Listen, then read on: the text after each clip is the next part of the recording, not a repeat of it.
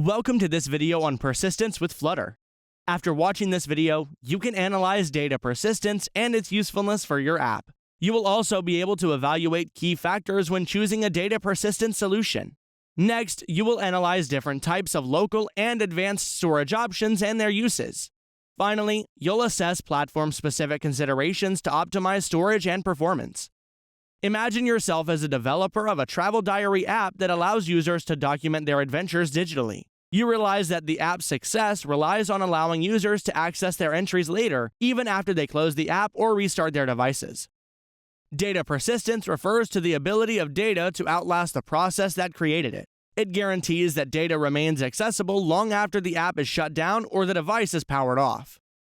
Consider your app's specific needs, including the complexity of the data, the targeted platforms, and the need for offline accessibility or cross-platform synchronization when choosing a data persistence solution. The right data persistence solution helps ensure optimal performance and enhanced user experience while contributing to cross-platform compatibility for your app. Choosing the right local storage option is crucial for effective data management.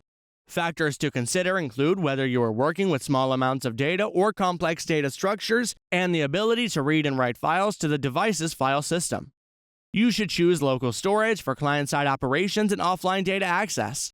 Let's look at the different types of local storage. Shared preferences for Android and NAS user defaults for iOS are ideal for storing simple data in key-value pairs. They serve as browser-based local storage for data such as user settings or app configurations. SQLite is a powerful database solution that helps developers manage complex data structures.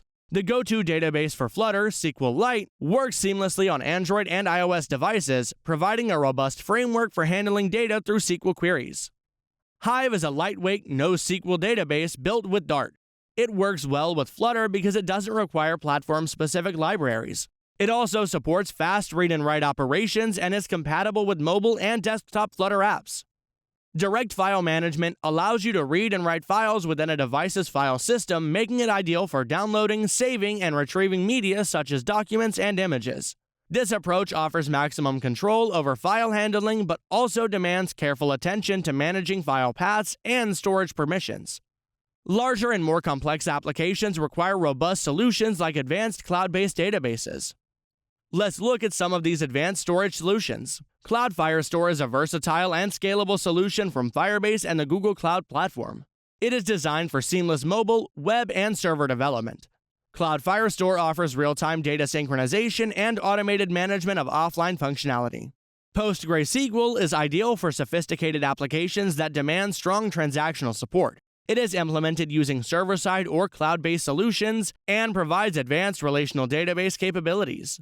Realm is renowned for its real-time capabilities and offline-first architecture. It provides smooth synchronization with its cloud services and robust support for handling complex data models.